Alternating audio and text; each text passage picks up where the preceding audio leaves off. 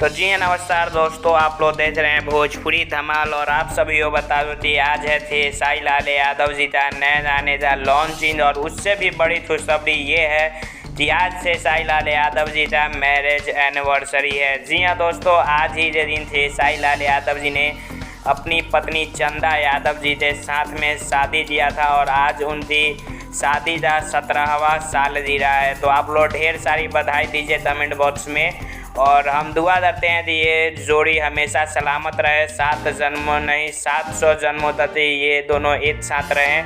और आप लोग तो भी दुआ करना है तो कमेंट बॉक्स में आप लोग पे कर सकते हैं थे साई लाल यादव और चंदा भाभी के लिए। और साथ ही ब्लू बीट भोजपुरी से लहर उठे जाने का आज 11 बजे से लॉन्चिंग है, जिसमें थे साई लाल यादव रक्षा गुप्ता हैं। तो आप लोग तैयार रहिए, नए नए वीडियो आप सभी को देखने तो मिलने वाले हैं। तो चैनल को सब्सक्राइब जरूर कर लीजिए। मैं मिलता हूँ आपसे किसी नए वीडियो में नए टॉपिक के साथ।